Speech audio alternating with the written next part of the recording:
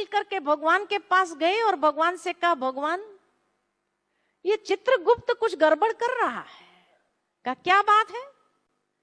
तो कहा कि ये दो व्यक्ति जो है ना नीचे, एक बड़ा बेईमान है, एक बड़ा ईमानदार है।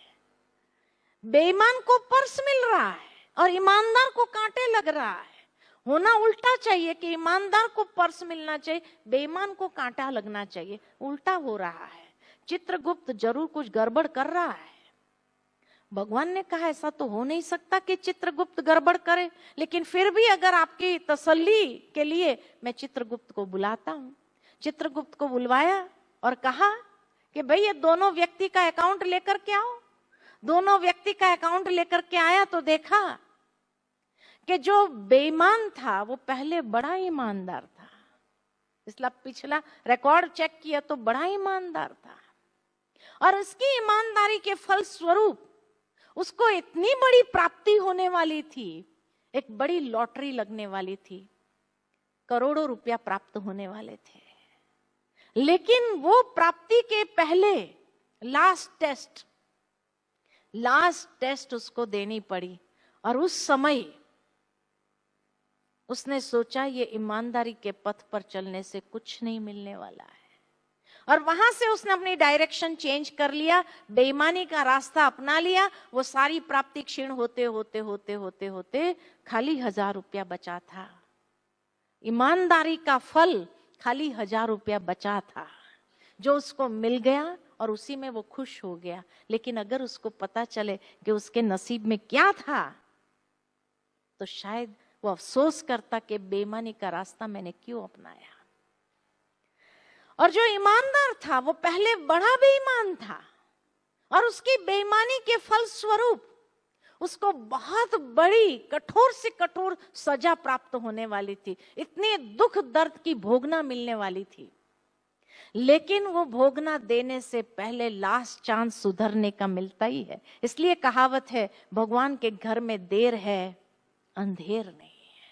और वो लास्ट चांस सुधरने का मिला, और वहां से उसने उस अपॉर्चुनिटी को ले लिया, सुधर गया, ईमानदारी के रास्ते पर आ गया, और वो सारी कठोर भोगना जो थी वो भी क्षीण होते होते होते होते सिर्फ एक कांटा चुभने जितना ही सजा रहा हुआ था, इतना ही खाता उसका बचा था। जो बेईमानी वाला खाता उतना ही बचा था।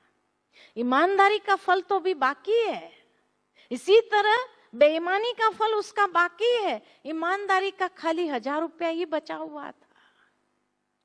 जब देवताओं ने ये देखा तो देवताओं ने भगवान से पूछा कि भगवान एक बात बताओ, इतने करोड़ों मनुष्य है, ये चित्रगुप्त हर एक का हिसाब किताब इतना एक्यूरेट कैसे रख सकता है? एक नाम वाले कितने लोग होते तो भी गड़बड़ नहीं हो सकती है। भगवान ने कहा उसका नाम ही है चित्रगुप्त। गुप्त, चित्रगुप्त। कि जब मनुष्य का जन्म होता है ना, इस संसार में जब आते हैं, तो गुप्त रीति से अंदर एक कैमरा फीड कर देता है। हर इंसान के अंदर एक कैमरा लगाया हुआ है जो स्टिंग ऑपरेशन करता रहता है, स्टिंग ऑपरेशन करता जाता है। क्या भावना है, किस तरह की भावना है, क्या कर्म है, हर बात का स्टिंग ऑपरेशन होता है। और लास्ट में जब व्यक्ति शरीर छोड़कर ऊपर आता है तो वो उस समय वो कैमरा निकाल करके सारी रील उसके सामने खड़ा कि अब कहाँ बताओ, नहीं तो मनुष्य ऐसा प्राणी है कर्म करने के बाद ऊपर जाकर कहेगा मैंने नहीं किया। झूठ बोलने में बड़ा होशियार है, कहेगा मैंने नहीं किया, मैंने नहीं किया। इसलिए स्टिंग ऑपरेशन करना जरूरी है उसका। तो चित्रगुप्त हर कर्म का गुप्त चित्र निकालता जाता है, और तब उसका फल भी निश्चित हो जाता है। तब मनुष्य ने पूछा कि हे भगवान इतना तो बता दो, वो कैमरा कहाँ रखा हुआ है? चित्रगुप्त ने, भगवान ने कहा अगर वो बता दिया जाए तो मनुष्य सबसे पहला काम क्या करेगा? ऑपरेशन करवा के कैमरा ही निकलवा देगा। इसलिए चित्रगुप्त, गुप्त रीति से याद रखना, हर कर्म का गुप्त चित्र निकलता जा रहा है, अच्छा कर्म का भी और बुरे कर्म का भी। और इसीलिए कर्म किए जा फल की चिंता मत कर, मिलना ही है, वो तो परछाई है कि नहीं।